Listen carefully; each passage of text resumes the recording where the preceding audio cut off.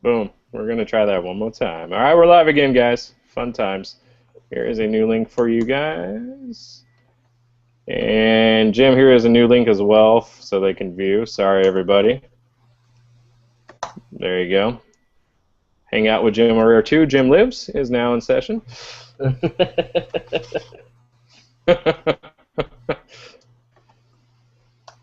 And new link for everybody. Bam.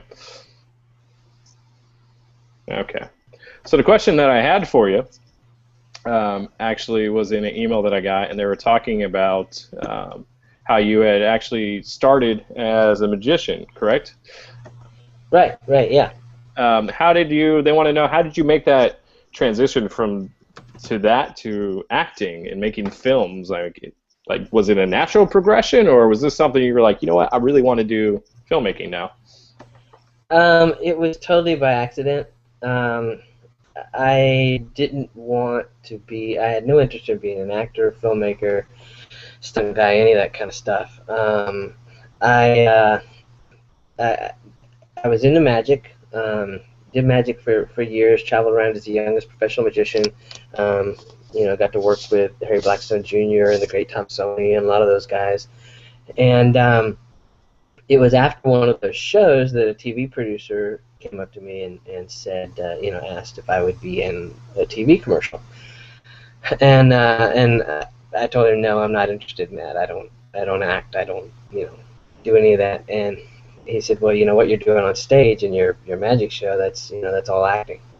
And I said, yeah, no, I don't want to do it. So after a couple of weeks of him like begging me and my parents and my agent and all that kind of stuff, I said, okay, I'll do this stupid commercial. So I did the commercial, and it was people my age will remember the Woodsy Owl Give a Hoot Don't Pollute commercials. Oh yeah.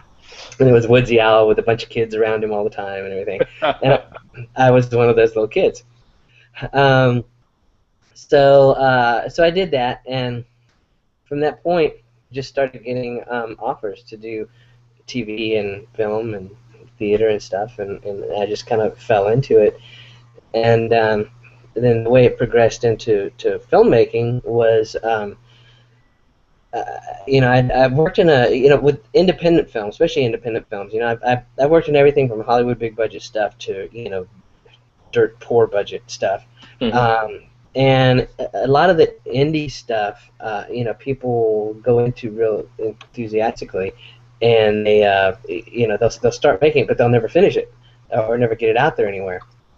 So a friend of mine was having the same issue. He was doing a lot of work in different indie stuff, and none of it was coming out. And he said, well, screw this. Let's just make our own film, and we'll put it out there, and we'll know that it'll get out there. Right. And so I'm like, well, how hard can it be? So we did. I wrote a script, and and we put this film together in a little cheapy film, and threw it out there, and immediately got worldwide distribution on it. And so I went, well, geez, was I lucky or what? So we did another one, and it got wider distribution on it, even limited theatrical release on it.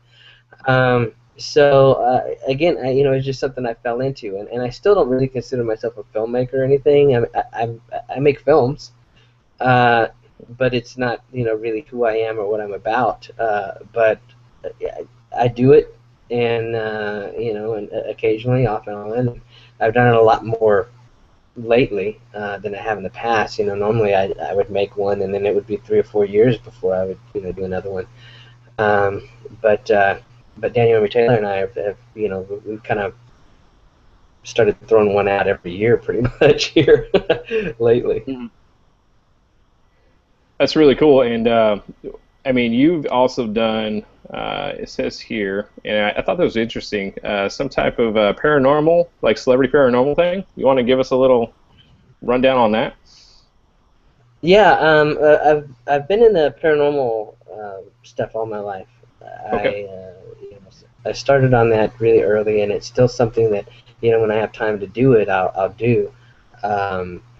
a lot of times if there's a day off from the set or something, I say, well, what's haunted in this town I can go look at, and it's always been kind of a personal thing for me, not not so much as I don't want to make money off of it. I don't want to be a paranormal reality TV star or anything like that.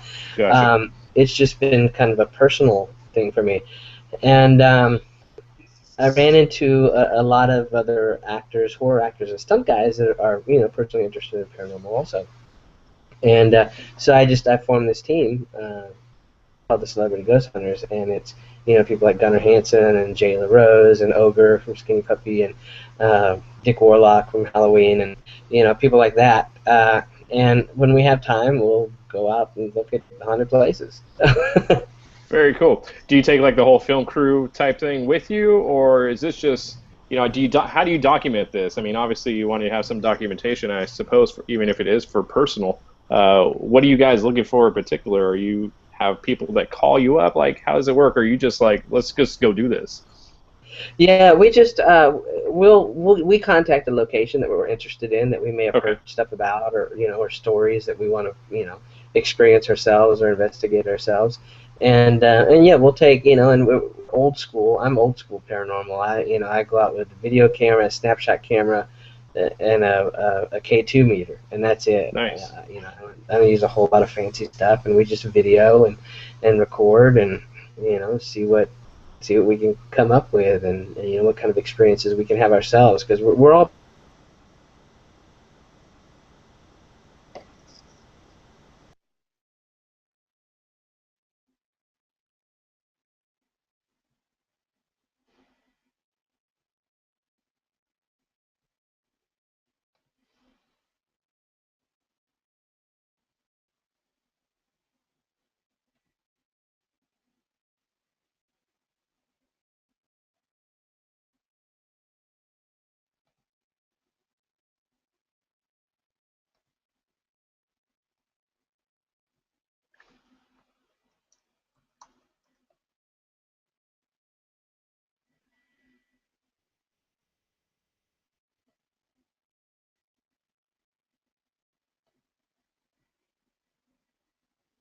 All right, guys, if you're tuning in right now, we're having technical difficulties one more time.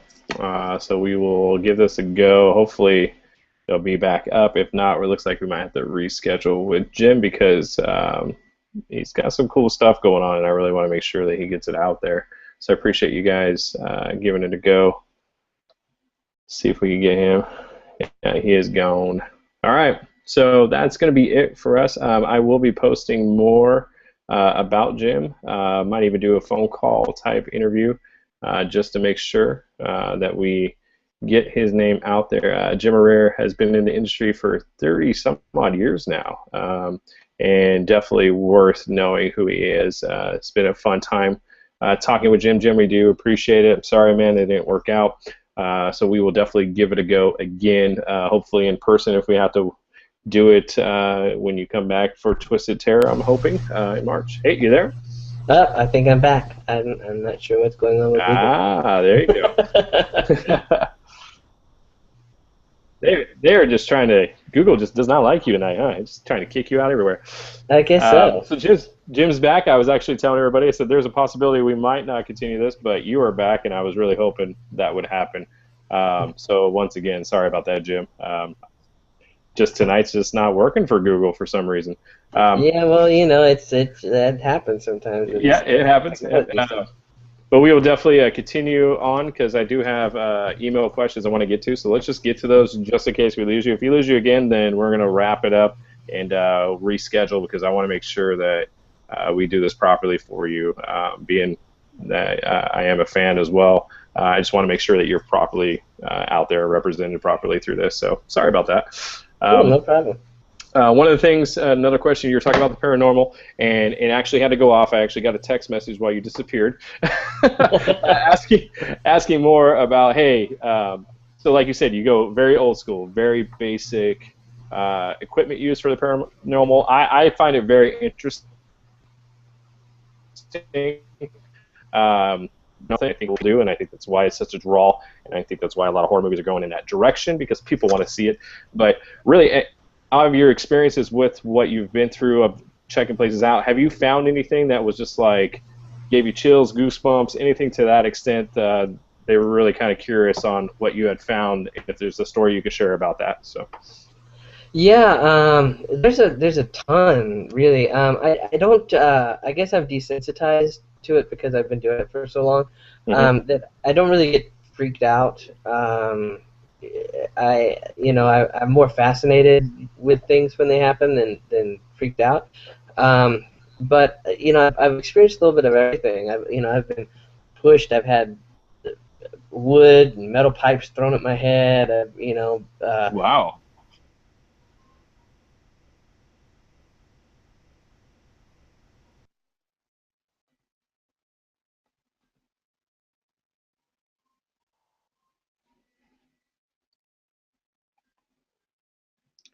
Uh-oh, looks like we lost you again.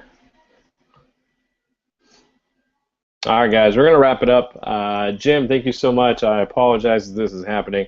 We'll definitely reschedule and get this, even if it's old school phone call conversation, like I said.